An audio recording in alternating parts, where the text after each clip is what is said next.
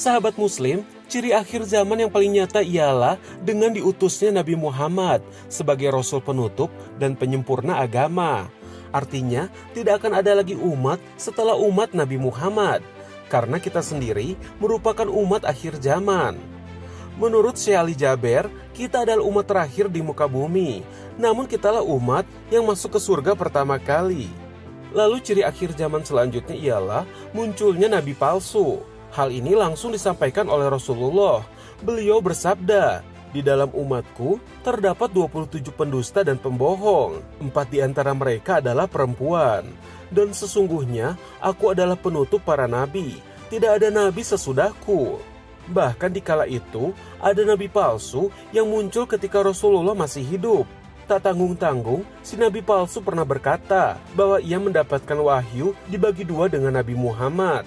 Nabi palsu tersebut sangatlah terkenal karena ialah penyebab salah satu perang besar umat Islam yang dinamakan Perang Yamamah, yakni perang yang terjadi di daerah Yamamah tempat si nabi palsu berasal. Ia adalah Musailimah bin Habib dari Bani Hanifah. Ia dikenal berperangai baik dan juga lembut tutur katanya, serta dikenal bijaksana oleh kaumnya. Tak heran dakwahnya mudah diterima dan mendapatkan banyak pengikut. Bahkan kreativitasnya tersebut ditambah dengan membuat ayat-ayat baru yang kebanyakan isi ayatnya memuji kelebihan dan keunggulan kaumnya, yakni Bani Hanifah. Sebenarnya kaum dari Musailamah termasuk pemeluk agama Islam yang dibawa oleh Rasulullah. Mereka pun menjalankan syariat yang diajarkan Rasulullah. Hanya saja mereka mengakui Musailamah sebagai nabi yang bersandingan dengan Rasulullah dan berbagi wahyu dengan Rasulullah. Di saat yang sama, Musailamah juga mempelajari ilmu sihir dan mengklaim itu sebagai mukjizat dari Allah. Bahkan ia menyebut dirinya Rahman atau memiliki sifat Allah, hingga julukan Rahman ini melekat pada Musailamah. Hal ini pula lah yang menyebabkan Rasulullah dicemooh oleh kaum musyrikin saat berdoa di depan Ka'bah. Karena Rasulullah berdoa dengan mengucapkan "Ya Allah ya Rahman" di awal doa, maka kaum musyrikin berkata, "Ia melarang kita menyeru dua Tuhan, sedangkan dia sendiri yang menyeru dengan dua Tuhan." Maka atas kejadian itu pula lah Allah menurunkan surat Al-Isra yang sekaligus menjadi sejarah hadirnya Asmaul Husna yang membolehkan kita menyebut nama Allah dengan berbagai nama mulia.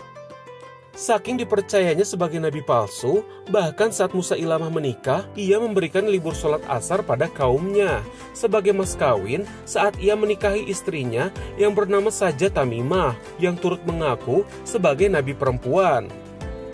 Setelah wafatnya Rasulullah, pasangan nabi palsu ini semakin menggila. Bahkan mereka melonggarkan minuman keras dan juga perzinahan dengan dalil ala mereka. Abu Bakar pun mengutus salah seorang sahabat untuk menyadarkan kaum tersebut. Utusan itu bernama Rajal bin Ufwah. Ia cukup hebat dalam peperangan dan juga pandai bernegosiasi.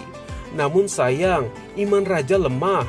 Ia malah berbalik mendukung Musailamah dan membuat kesaksian palsu bahwa sebelum wafat, Nabi Muhammad menyebut Musailamah adalah penerusnya. Hal itulah yang membuat pengikutnya dan pasukannya bertambah banyak, hingga 40.000 orang.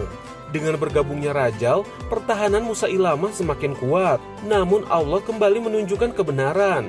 Akhirnya, melalui komando Khalid bin Walid, peperangan dimenangkan oleh pasukan Muslim. Rajal dan Musailamah pun tewas di tempat. Sahabat Muslim, mendekati akhir zaman tak menutup kemungkinan ajaran nabi palsu akan bermunculan kembali. Lalu bagaimana kiat-kiat kita untuk tetap berpedoman pada aswaja atau Ahlussunnah wal Jamaah? Berikut penjelasannya.